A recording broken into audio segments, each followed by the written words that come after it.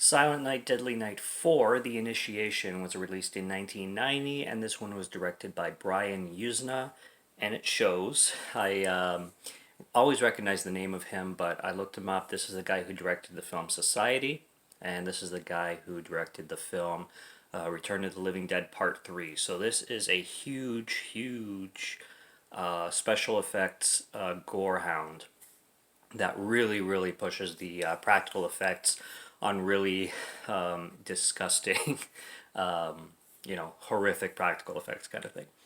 The film itself, though, right off the bat, didn't like it. Okay, I wasn't huge on Society either. This is a guy that has his unique vision for films for sure, but this is the guy who this is the kind of guy who like shines on practical effects and makeup effects and all that.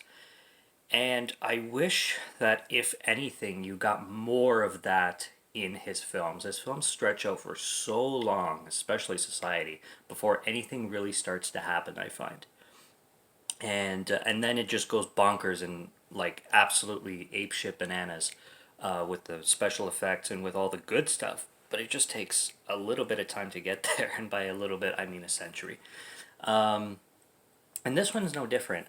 That and there's no connection to Christmas in this film. This film does not feel like Christmas. I mean, there is one scene in it where one of the characters is watching Silent Night, Deadly Night Part 3 on television, so it connects that way.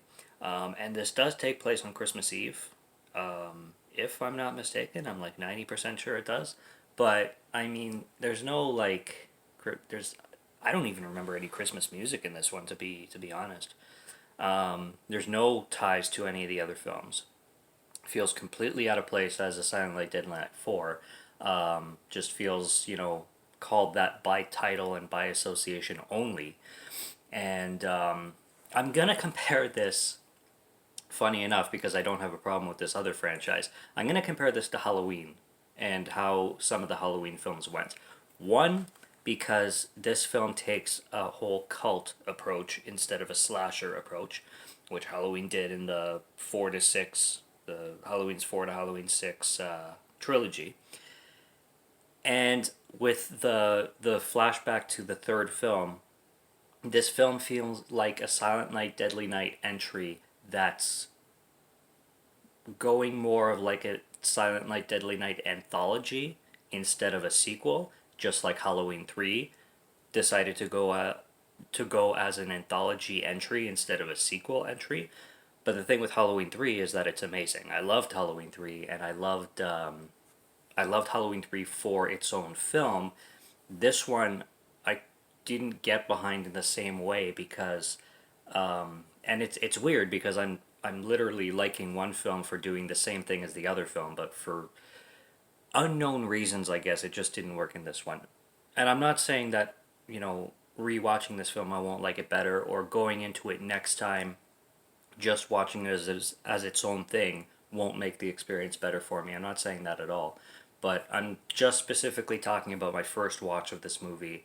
It didn't work for me like Halloween 3 did. But I can still see the comparisons in being the fourth film in a franchise and doing something wildly different, but still calling it itself Silent Night, Deadly Night. I guess if it was more Christmassy, if it would work, because maybe that's the thing with Halloween 3. It still felt Halloween. I actually felt more Halloween than any of the other Halloween films. So it worked in that sense that you can accept it as a piece of an anthology, which is what they were going for. This one you can't really accept as a piece of anthology because there is nothing to attach it to the franchise Silent Night, Deadly Night other than that scene where one of the characters named Ricky. I wonder if that's on purpose or not because the killer in 2 and 3 was named Ricky, but this is a totally different guy. Not a killer. He's part of a cult. He kills, but he does it in a different way.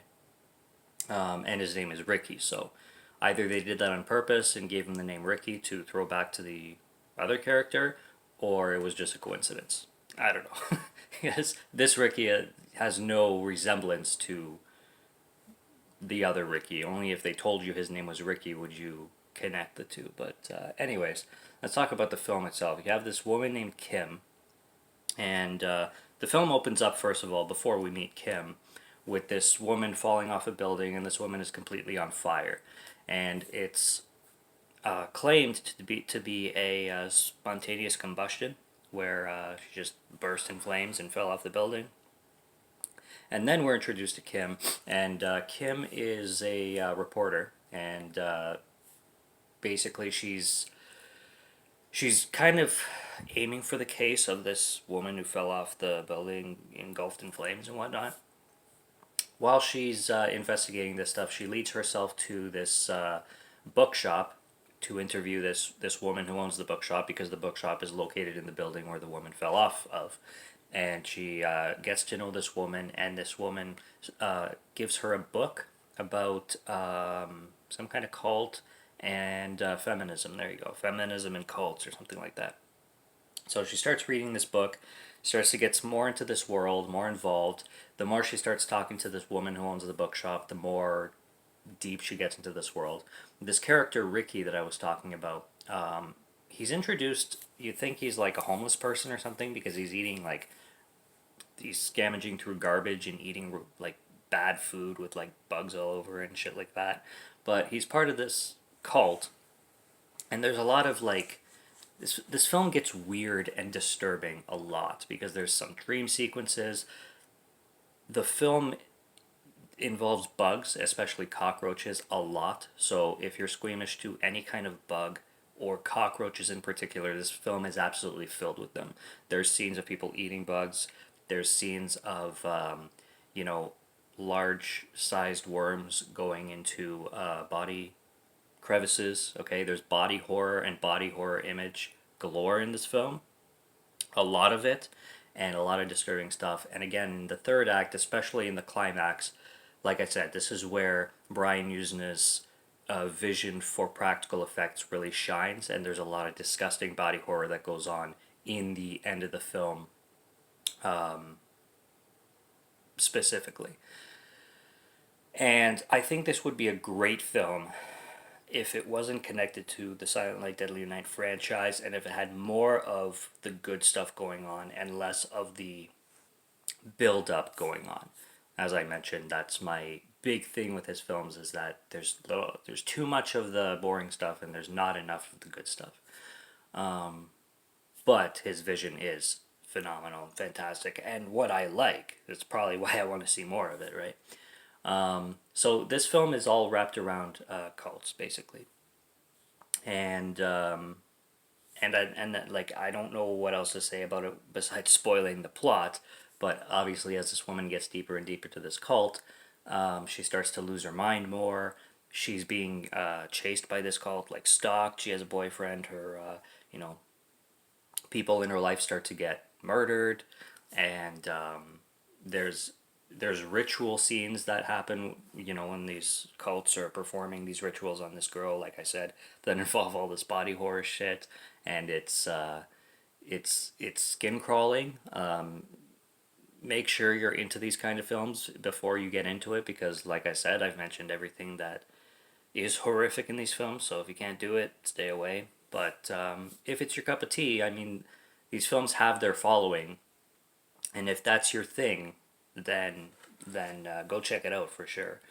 But I don't know. I think this film for me definitely needs another watch, because it just didn't work for me 100% the first time, and I don't know. I really didn't like it. I guess talking about it, it's growing on me a little bit more, but I think I have to watch it in a different lens for me to appreciate it completely for what it is. I also haven't seen every single one of Brian Yuzna's films, so maybe getting to know his filmography more would make a difference too.